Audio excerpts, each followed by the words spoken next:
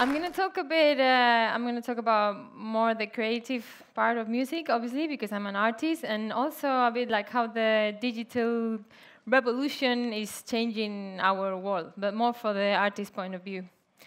I'm going to talk a bit about me, so you know all my story, and at the end, I'll hopefully bring some ideas that are really useful for everybody.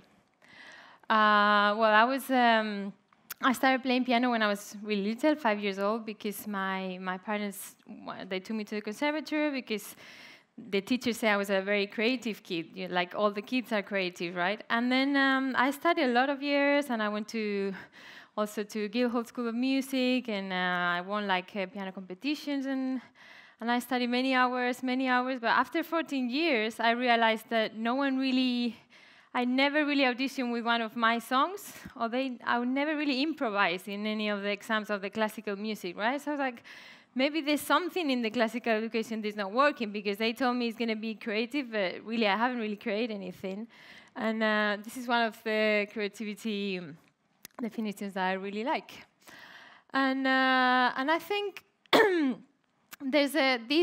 doesn't only happen in music. I think really happens everywhere, right? Because when I studied classical music, I played amazing repertoire, but the technique of the piano, even though it's really kind of flashing and very beautiful, but for me it was just a medium to tell a story, right? To make people feel something.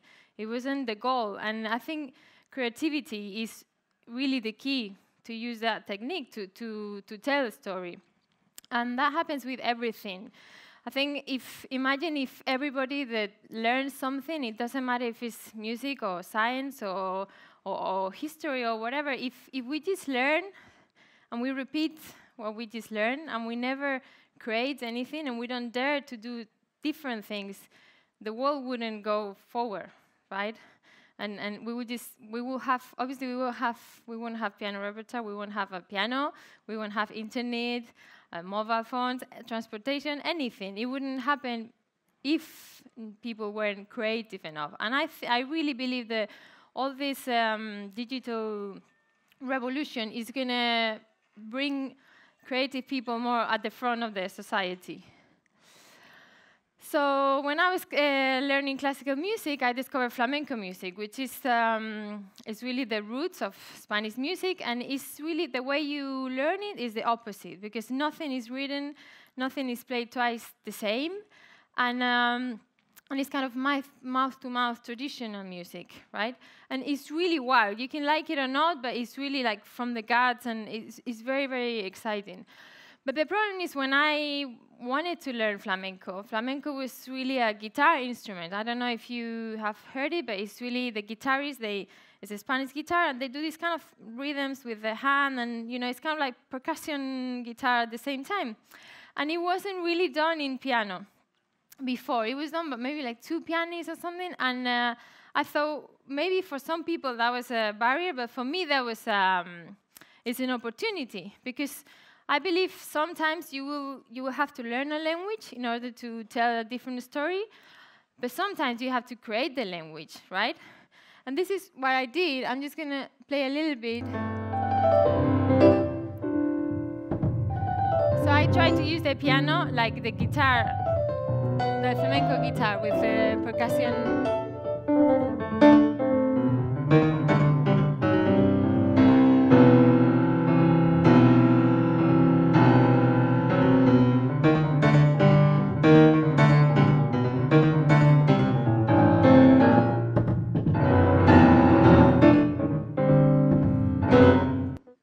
Okay, so that was a period of my life, and after I made an album, and it was nominated to a Grammy, and I played before Paco del Fia, and I toured all over the world with flamenco music, and then I wanted to learn something else, because I changed, and when you change, you change everything around you, and I needed a new language to express myself, right? And then Berklee School of Music, they came to Madrid, and they were auditioning, and I auditioned for Berklee, and I wasn't a jazz pianist at the time, and I was like, oh, they wouldn't accept me. But the thing is, in Berkeley, they have this idea. They say, we want people that have something to say, something to tell, that are original, and whatever they can be taught, they're going to teach it to you at Berkeley, right? So that's I really like the way they think. So so I got an award at Berkeley that is like only 2 people a year get this scholarship, and I'm serious because I mean there's so many people that really play instruments and sing well, but I think that year I was like, I think the more original thing that they hear, and maybe other year is someone else, but I think there's a big importance in how original you are, because as one overseas, but as he said before, there's so much music and so much material that you can't really just play what other people have done before. And the other thing I wanted to talk about a little bit is about change, like how important it is that you keep changing, you know. And when I went to classical, to flamenco, and then to jazz, people were like, "Oh, why are you going to learn something else if you already know, if you're really good at something? Why would you change?" I was like, for me, that's when you have to change, because otherwise, if you wouldn't really learn anything. If you learn a little bit and then change to something else, and then you never really absorb any language. But I think once you know, I mean, you never know everything, but once you're kind of comfortable with something, I think it's very good for the soul and for the listeners that you keep changing, because there's a freshness that you can kind of like irradiate when it's something new that you can't express when you do the same every day, or if you play one song for like 20 years, you know. So when I lived in New York, and I play a lot of jazz festivals with my songs and stuff, and then I discovered electronic music, right? And I think electronic music is like a different level for composition, because now I was used to play, you know, compose with harmony and rhythm and instruments and voice, but with electronic it's like another level. You compose with sounds and with effects, you know. And I did another album with Universal Music that sounds a bit like this. This is my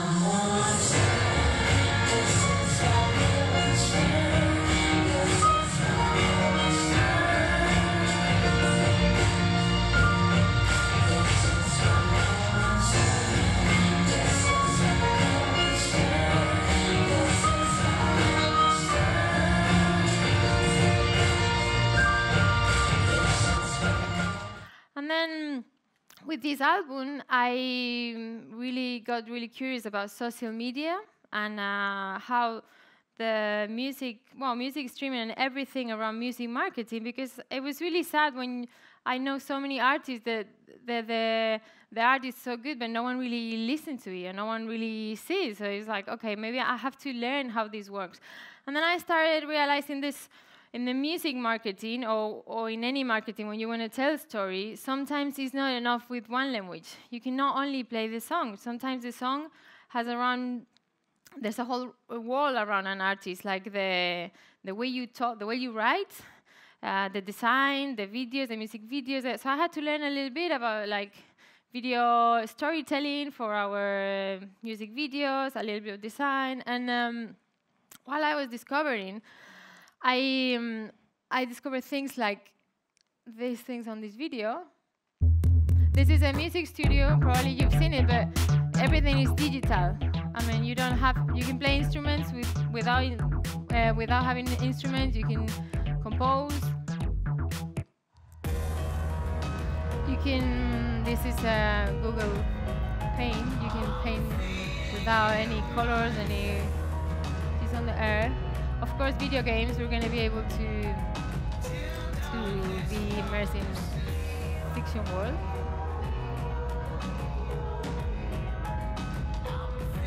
And this is a use of holograms this is an advertising, but I think it's very interesting how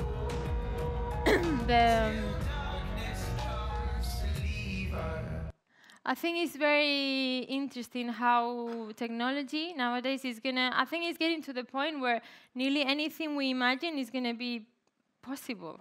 And we have to think about it. But first, we have to imagine it, right? So the last example I put, this is holograms.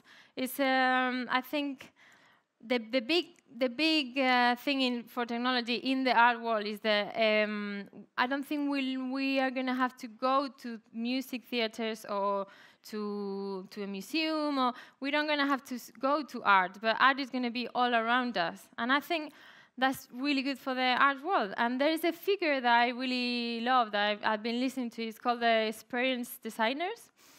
And this is the when nowadays I think they don't want to tell you a story just in one medium. They don't want to just write a book or play a video to you. These designers, what they do is like they create the whole environment for you to be immersed in. And when you're in this like fiction world that they create for you, then they will attack all your senses, so they make you feel something.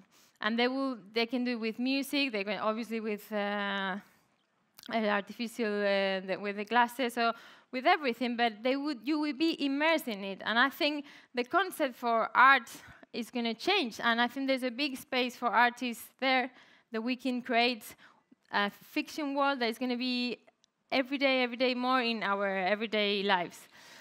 And I believe we're going to have to be learning new languages at the speed of light, like really fast, and we're going to have to create new languages. But I believe the need of creativity is always is the one that's going to make the path for the future. And that's it. Thank you very much.